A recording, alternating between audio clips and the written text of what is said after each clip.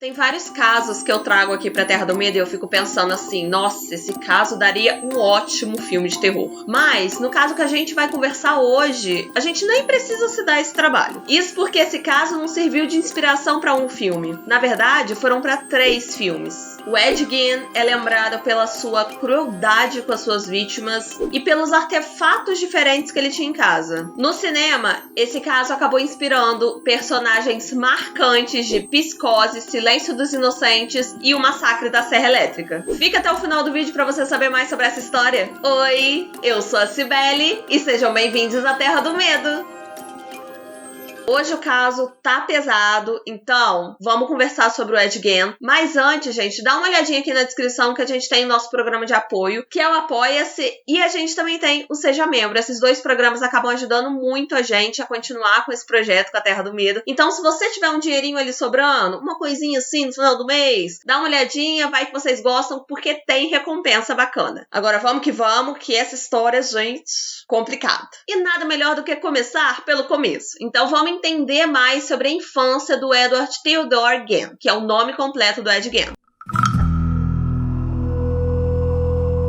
E uma coisa que é muito marcante nesse caso e muito importante para esse caso é a relação do Ed Gein com a Augusta Gein, que é a mãe dele. E, gente, é uma relação muito complicada que vai marcar a vida do Ed Gein para sempre, assim. É muito importante mesmo. Tanto que nos filmes que a gente vai ver que foram inspirados no caso dele, tem essa coisa da mãe, do feminino, e a gente vai entender por quê quando a gente conversar mais sobre essa história. Mas ela sempre ensinou muito pros filhos o que era pecado. Ela era aquela pessoa muito fanática, religiosa mesmo, e que focava mesmo em ensinar o que era pecado. Às vezes nem falava sobre uma bênção, sobre coisas boas, não. Na verdade, só sobre punições e coisas medonhas que estavam na Bíblia, religião, tudo que era ruim e que era malvado desse lado, ela acabava mostrando. E outra coisa também que a Augusta, ela falava com os filhos era que todas as mulheres eram prostitutas, menos ela. Ela não, mas o resto era. O Ed Gein nasceu no dia 27 de agosto de 1906 em La Crosse, em Wisconsin. O pai do Ed Gein estava sempre muito bêbado, ele era alcoólatra e a relação tanto dele com os filhos quanto com a Augusta não era nada boa. Era conturbadíssimo. A Augusta, inclusive, falava que bebida era coisa do diabo, não era coisa boa,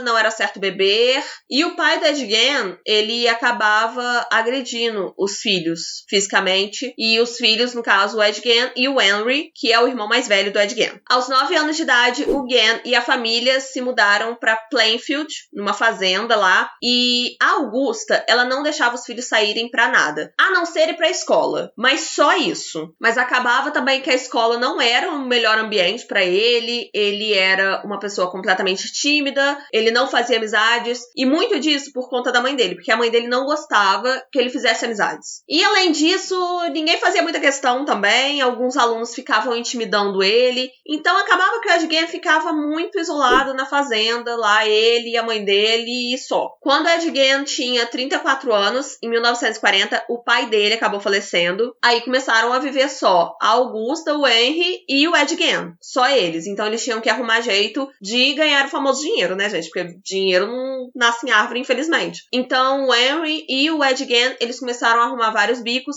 Inclusive, gente, o Ed Gein trabalhou até como babá. Em 1944, aconteceu uma coisa que deixou o Ed Gein um pouco suspeito, assim. Vou explicar pra vocês. O Ed Gein e o Henry, que é o irmão dele, eles estavam na mata, ali perto da fazenda deles, quando de repente começou a pegar fogo, e o fogo aumentou, né? Fogo no mato é uma coisa que aumenta muito rápido, muito fácil, e as coisas acabaram saindo dos limites mesmo. Os bombeiros foram chamados e aí o Ed Gein falou que o irmão dele desapareceu. E beleza, não, a gente tava aqui e tal, começou a pegar fogo e os bombeiros foram atrás do Henry. Só que eles acabaram encontrando só o corpo dele. O Henry tava de bruços, né, o corpo dele tava no chão. Aparentemente ele tinha morrido de asfixia, né, pegou fogo e tal, se sufocou. Só que tava muito estranho, assim, a situação era muito estranha. As autoridades começaram a achar que na verdade, ele tinha morrido acontecido antes do incêndio todo acontecer. Até porque ele tava com umas marcas, uns hematomas na cabeça. Isso era muito estranho. Com isso, o principal suspeito se torna quem? Ed Gein. Só que não tinham provas suficientes pra condenar ele, pra falar que foi ele. Então, acabou que o caso ficou fechado por isso mesmo. Tudo ficou marcado como um grande acidente. E uma das coisas que tornam, assim, o Ed Gein bem suspeito pela morte do irmão é que o Henry já não tava muito ali querendo seguir as coisas que a mãe dele estava ensinando pra eles. Porque, não sei, ele já devia estar assim, peraí, isso aí tá meio esquisito. Talvez não seja assim que o mundo funcione, não é mesmo? Então, isso pode ter gerado alguma coisa ali no Ed Gein, às vezes eles podem ter brigado, alguma coisa assim. Até porque a gente vai ver que o Gein é uma pessoa bastante devota. Era, né? Que, enfim, ele não está mais entre nós. Mas ele era uma pessoa muito devota à própria mãe. Um ano depois disso, a Augusta acabou tendo um derrame e o Ed Gein começou a tratar dela da melhor forma possível até ela morrer em 1945. A partir disso, o Ed Gein começou a morar sozinho nessa casa. Ele tava lá, vivendo e tal. E o quarto da Augusta, gente, era um santuário. Ele mantinha tudo arrumadinho do jeito que ela gostava. Apesar disso, todo o resto da casa tava uma bagunça só. Era lixo, era poeira, era coisa acumulando. Mas o quarto da Augusta, gente, impecável. E essa casa inteira, um caos só, bagunçado, o quarto da mãe dele lá intacto, e ele vivia ali num quartinho perto da cozinha. Ele só vivia lá, nesse quartinho. Nessa época, o Ed Gein tava com 39 anos de idade, ele começou a ler livros, ler revistas, tudo que tinha a ver com anatomia feminina. Ele começou a se interessar muito por esse assunto, e ele costumava também olhar todos os dias os obituários. E ele ficava procurando mulheres que acabavam falecendo, que tinham ali alguma semelhança com a mãe dele. Um outro costume que ele acabou tendo também, começou a ter, era o de frequentar cemitérios. O Ed Gein, ele ficava olhando os obituários e ele acabava vendo ali quando que ia ser o enterro. Pra quê, gente? Pra quê? Pra ir até o cemitério, depois do enterro, pra desenterrar o corpo. E ele não fazia isso sozinho. Ele fazia isso junto com um amigo dele, que se chamava Gus. Voz falhou. E o Gus, ele tava ajudando o Ed Gein porque ele pensou que ele queria fazer estudos. Esquisito, tá? Não tô passando pano pro Gus também, não. Mas ele tava pensando que era pro Ed Gein, sei lá, estudar, saber mais e tal, se empenhar cientificamente, por isso ele ajudava o Ed Gein. Só que, na verdade, a intenção dele não era essa. O Ed Gein queria fazer outras coisas com esses corpos. O Ed Gein levava esses corpos para casa dele, e lá ele dissecava os corpos, e ele guardava alguns órgãos específicos. Ele guardava a cabeça, as partes íntimas, ele costumava guardar os intestinos, coração. Uma coisa importante da gente falar, inclusive, é que essas mulheres eram sempre de idade parecida com a idade que a mãe dele acabou morrendo. E as coisas foram se agravando mais porque ele começou a fazer roupas com a pele dessas mulheres. Ele usava um manequim velho e tal pra moldar as roupas mesmo. Ele acabava vestindo, às vezes, as roupas. Ele criou mesmo uma fixação com o corpo feminino. Ele acabava também abusando dos corpos. É importante a gente falar sobre isso. Esse hábito dele foi seguindo até que o Gus, que é o amigo que estava ajudando ele a pegar os corpos, desenterrar e tal, até que ele foi internado em um asilo. Então acabou que o Ed Gein ficou sem companhia pra, desenterrar os corpos. Porque não é uma coisa fácil, gente. Você desenterrar um corpo sozinho, levar pra casa, botar no lombo e levar pra casa. Não era. Então, ele acabou achando uma outra maneira. Ele começou a querer fazer as próprias vítimas.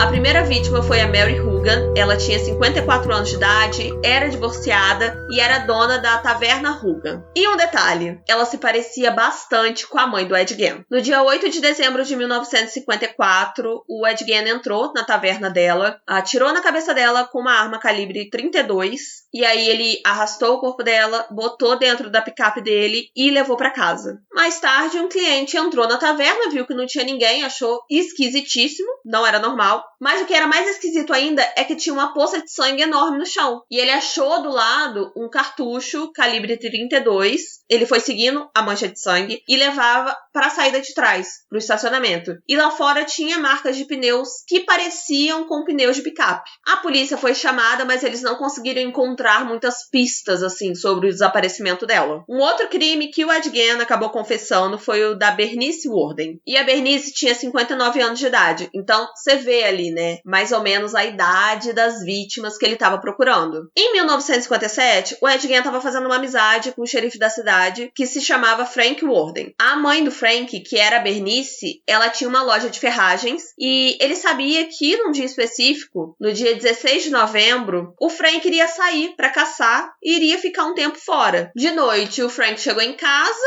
tava tudo apagado, ele achou muito esquisito, gritou o nome da mãe, ela não respondeu. Foi então que ele encontrou um recibo que estava escrito com a letra da Bernice no nome do Ed Gein. Era um recibo de um líquido anticongelante. A máquina registradora não estava na loja e tinha algumas manchas de sangue pelo chão. Um atendente de uma garagem ali próxima falou com o Frank que viu um caminhão saindo da loja por volta ali de 9h30 da manhã. O Frank chamou outro policial para ajudar ele e a procurar a mãe dele. Então, eles foram até a fazenda do Gein para ver se ele tinha alguma informação, porque o nome dele estava lá, o último recibo, sei lá, às vezes ele viu alguma coisa. E quando eles chegaram na casa, a casa estava toda trancada e eles começaram a procurar pelo Ed Gein ali nas redondezas mesmo. Quando eles encontraram o Ed Gein, a reação dele não foi das melhores, não. Ele não ficou feliz. E aí, o Frank perguntou da mãe dele pra ele e tal, se ele sabia de alguma coisa, e o Ed Gein já foi falando assim, não, vocês não podem me acusar do assassinato da Bernice. Só que ninguém tinha falado que Bernice foi assassinada. Na verdade, ninguém sabia de Bernice. Como é que o Ed Gein vai falando assim, não, mas não fui eu que matei, mas tem um corpo, gente, alguém tá morto? Então ele acabou se condenando ali. Ele acabou, entendeu, sendo pego no pulo do gato. Naquela mesma hora ali, eles já prenderam o Gein e foram até a casa dele. Se alguma coisinha tiver diferente a partir daqui, é porque a gente teve que regravar essa parte. Mas segura na nossa mão e vamos. Mesmo que eles esperassem encontrar o corpo da Bernice na casa do Ed Gein, eles não podiam esperar, eles não podiam prever o horror que eles iam encontrar naquela casa. Mas antes da gente descobrir o que realmente tinha na casa do Ed Gein, confere aqui embaixo se você tá inscrito nesse canal e já deixa o like que eu quero saber se vocês gostam desse tipo de vídeo. E, gente, adeus monetização a partir daqui. Foi-se, já era. Quando os policiais entraram na casa do Ed Gein, eles encontraram o corpo da Bernice. O corpo estava nu e pendurado de cabeça para baixo em um gancho, como açougue. Quando a gente vai em açougue e tem umas carnes penduradas, é dessa maneira que o corpo tava. E o corpo tava cortado de cima a baixo. A cabeça e o intestino estavam numa caixa, o coração tava num prato em cima da mesa e outras partes do corpo estavam numa panela cozinhando. Pesado, gente, pesado. E não foi só o corpo da Bernice que chocou os policiais, não, porque eles encontraram várias outras coisas super bizarras na casa do Ed Gein. Por exemplo, tinha uma poltrona feita de pele humana, tinha um cinto feito com mamilos, tinha um terno masculino e era inteiramente feito com pele humana.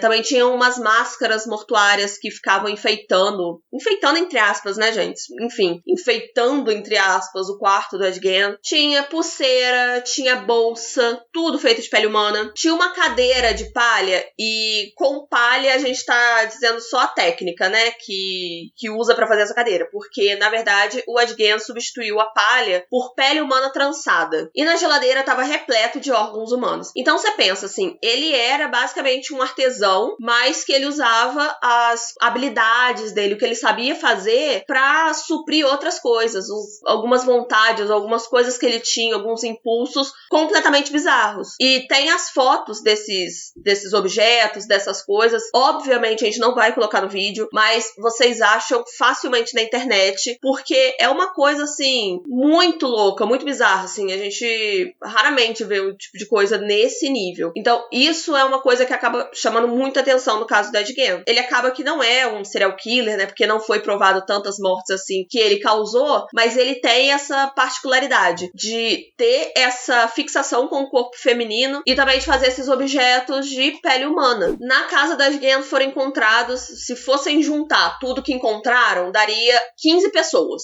né? Só que o Ed Gein não conseguia se lembrar quantas ele tinha realmente tirado a vida, e na verdade, ele até falava que ele não tinha tirado a vida dessas pessoas, assim, porque realmente ele tinha aquele hábito de roubar corpos de cemitério, né? Então, grande parte eram desses corpos, que ele fazia isso com esses corpos também, mas não tem como também precisar quantas vítimas ele fez. Mas no final das contas, ele só foi condenado e julgado por duas, que foi a Mary Hugan e a Bernice Worden, que foi essas duas que eu falei com vocês. O Ed Gein confessou que ele roubava os corpos dos cemitérios e a polícia, na mesma hora, quis incriminar ele, quis botar a culpa dele por outros crimes que estavam acontecendo ali na cidade, alguns desaparecimentos e tal, mas não tinha muito como ligar ele a esses crimes, então a polícia acabou que não teve muito sucesso nisso. O julgamento dele começou no dia 21 de novembro de 1957, numa corte judicial de uma cidade que ficava perto de Plainfield. O Gein, então, ele se declarou como não culpado, alegando insanidade. Em janeiro de 1958, foi considerado que ele não poderia ser julgado mesmo, e ele foi internado no Hospital Estadual Central de Walpole. Em novembro de 1968, 10 anos depois dele ter ficado nesse hospital, ele foi considerado apto para ser julgado e começou o julgamento. A defesa continuou alegando insanidade e a acusação estava defendendo que ele tinha plena consciência dos crimes que ele cometeu. Várias pessoas testemunharam e dentre essas pessoas estava o médico lá que fez a autópsia do corpo da Bernice. E depois de ouvir essas pessoas, ouvirem as testemunhas, o Ed Gein foi considerado culpado de assassinato em primeiro grau. Só que apesar dessa condenação, as autoridades acabaram chegando à conclusão de que o Ed Gein, ele não conseguia compreender a gravidade dos crimes que ele cometia. Então ele voltou para o hospital psiquiátrico que ele estava. Em 1978, ele foi transferido para outro hospital psiquiátrico, o Instituto de Saúde Mental de Mendota. E lá, gente, ele era descrito como um paciente super tranquilo, super de boa, apesar de que algumas enfermeiras ficavam muito intimidadas com a forma que ele olhava para elas. E realmente, assim, deve ser bem complicado, porque o Ed Gein, ele tinha nessa coisa com o feminino, as vítimas dele eram mulheres, então devia dar esse desconforto mesmo nas enfermeiras, eu super entendo, apesar delas estarem lá pra trabalhar, pra cuidar mesmo dessas pessoas, deve ser complicado conviver e pensar em tudo que ele fez, sabe? Mas, apesar disso, ele era um paciente super tranquilo, super de boa. No dia 26 de julho de 1984, o Ed Gein faleceu por conta de insuficiência respiratória e cardíaca. Ele já estava com 77 anos de idade, ele já estava super debilitado com câncer, e o corpo dele foi enterrado na cidade dele, ao lado do corpo da mãe dele, e ao lado também de vários outros túmulos que ele tinha acabado vandalizando, né? E por ironia do destino, acabou que no futuro também a lápide dele foi roubada, o túmulo dele também foi vandalizado. A gente falou no podcast que esse personagem, ele é muito complexo, ele tem muitas particularidades e muitas bizarrices mesmo, assim, umas coisas que são só dele. E ele tem muita coisa a ser trabalhada, tanto que ele gerou tantos personagens que, ao mesmo tempo que os personagens são parecidos, os personagens são completamente diferentes também, né? A gente citou que foi o Norman Bates, de Psicose, o Leatherface, de Massacre da Serra Elétrica, e o Buffalo Bill, de Silêncio dos Inocentes. A gente até falou no podcast da Terra do Medo sobre Silêncio dos Inocentes, sobre essa questão da motivação do Buffalo Bill ser uma possível transexualidade, assim. A gente abordou esse tema e eu falei que eu ia falar um pouco disso no vídeo do Ed Gein, e é sobre isso, assim. O Ed Gein, desde quando ele era muito novo, a feminilidade era muito demonizada pra ele, e então ele sempre teve essa questão muito forte com a feminilidade. Então, só pra gente entender mais o que os personagens acabam pegando, assim, do Ed Gein, porque é realmente muita coisa, e o perfil psicológico do próprio Ed Gein é muito complicado, é muito complexo. Eu e o Vitor já falamos sobre Silêncio dos Inocentes aqui no canal, então se você gostou desse vídeo, eu tenho certeza que você vai gostar, assiste aqui. E também assiste a playlist de crimes reais, que eu tenho certeza que você vai gostar também. Eu espero que vocês tenham gostado do vídeo, um beijo e até a próxima. Tchau!